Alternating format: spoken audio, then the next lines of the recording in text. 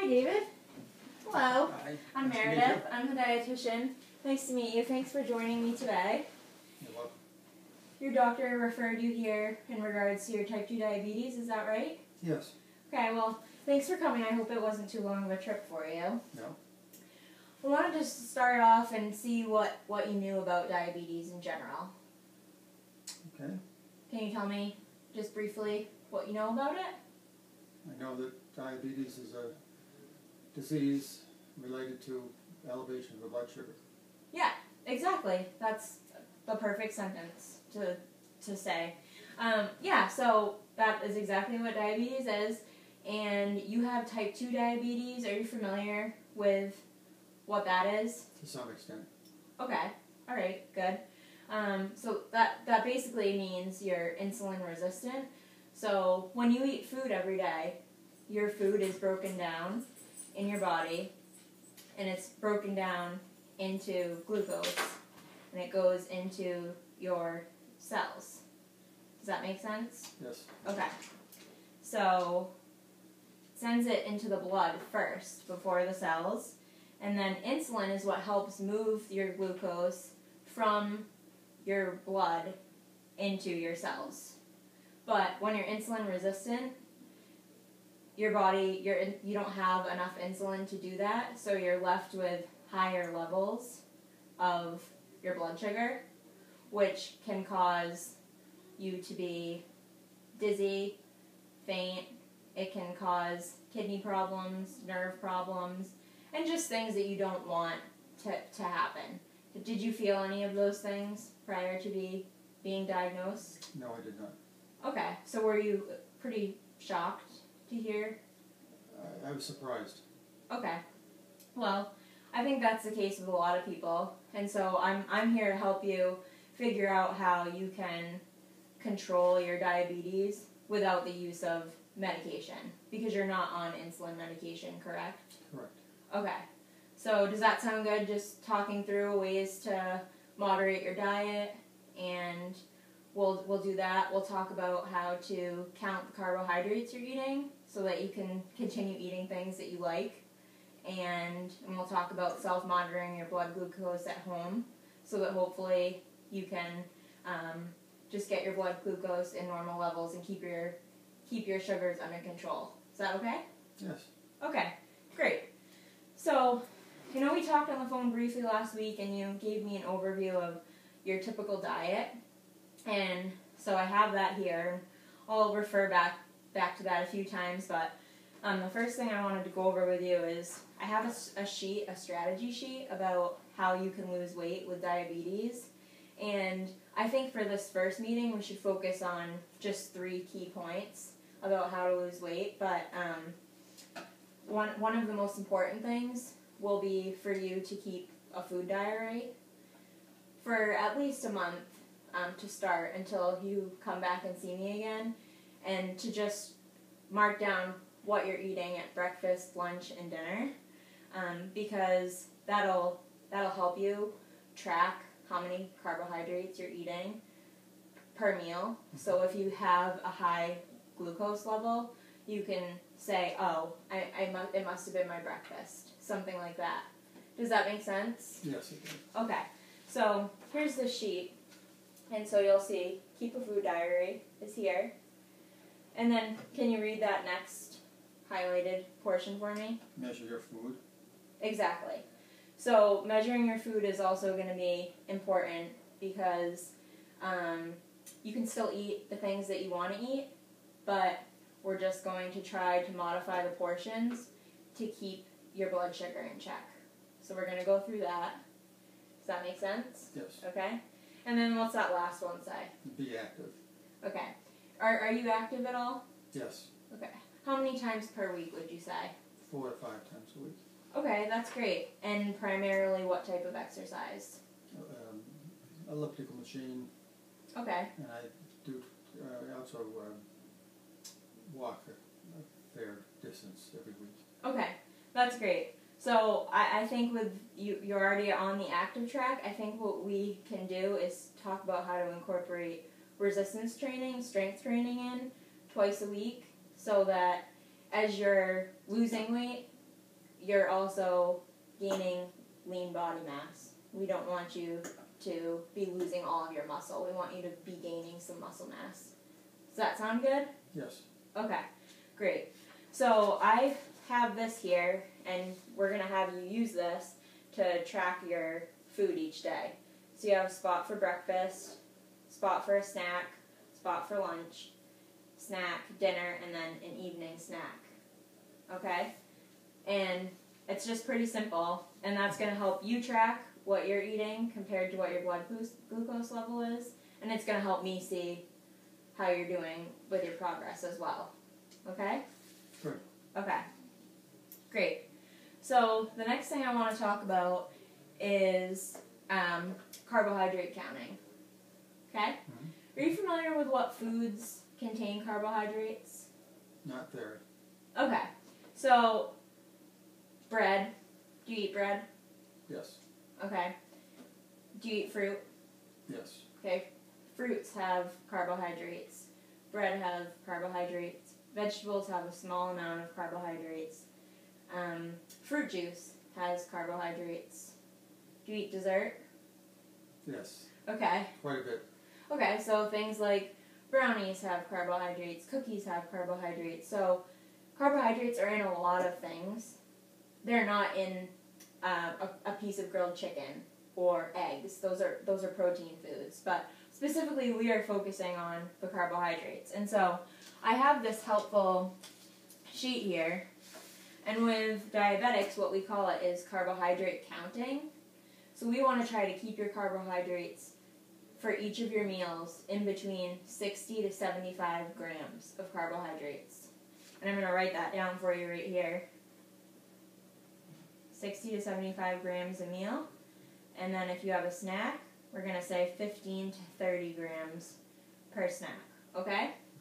So this will make more sense to you in a minute. But I have a helpful nutrition label here.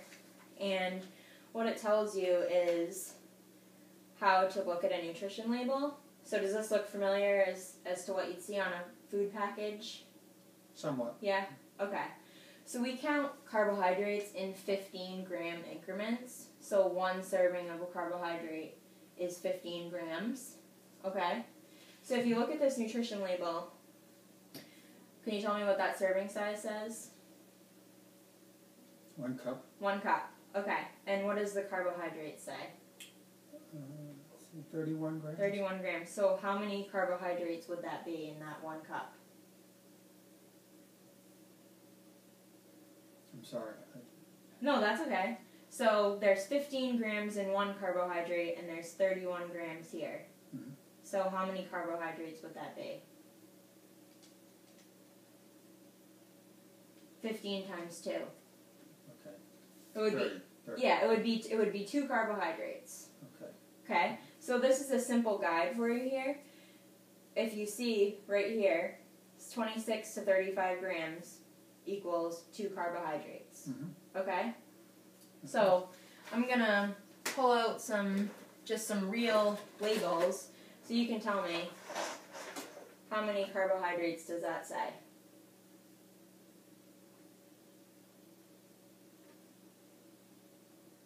One. Well, no, 39. See how it says 39 grams of carbohydrates? So 2 carbohydrates? Yeah, so that's a little more than 2. So Right. so because 3 carbohydrates would equal 45. So say that's 2.5.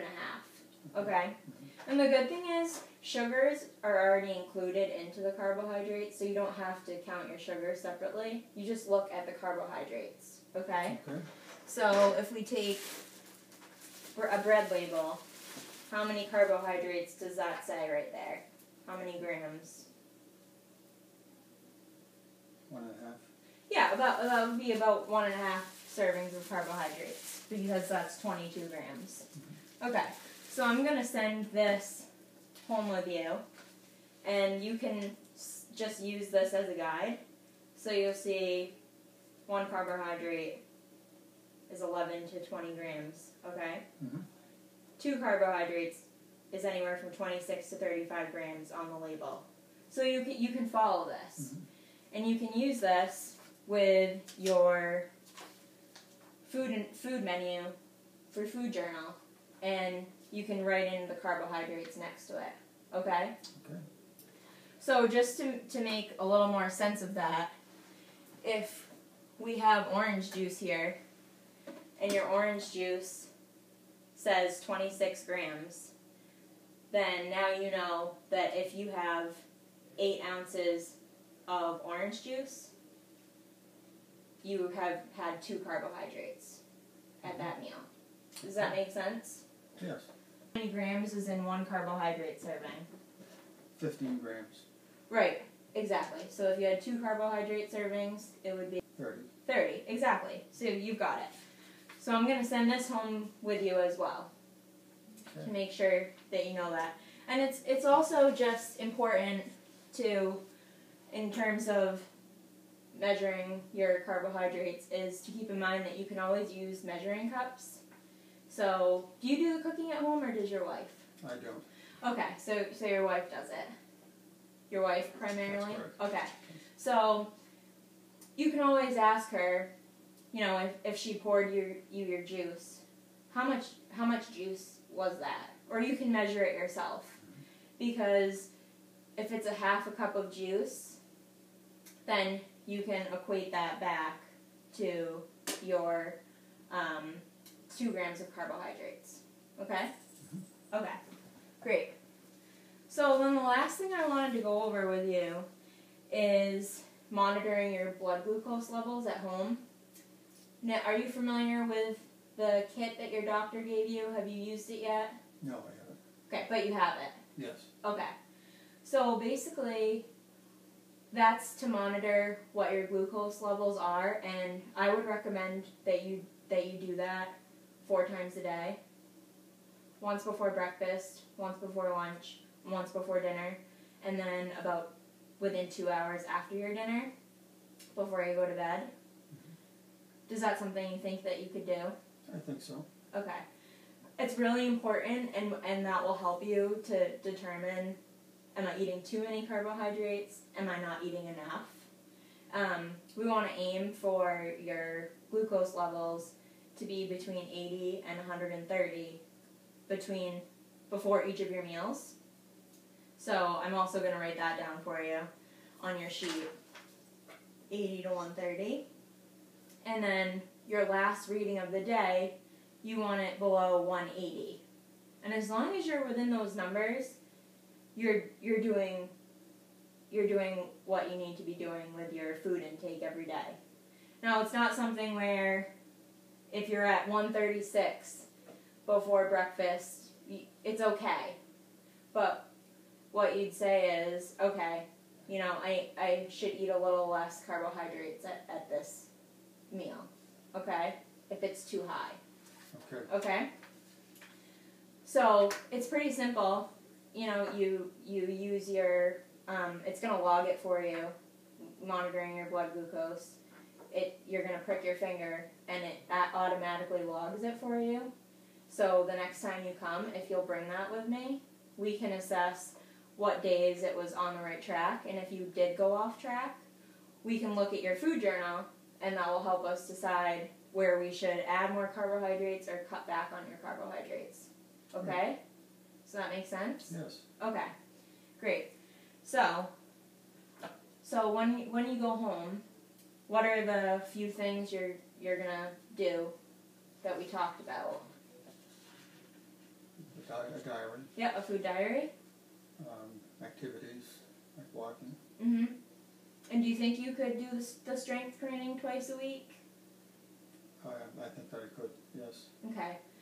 Something like light weights at home, or okay. And so at home, when you're monitoring your blood glucose levels, what should your readings be?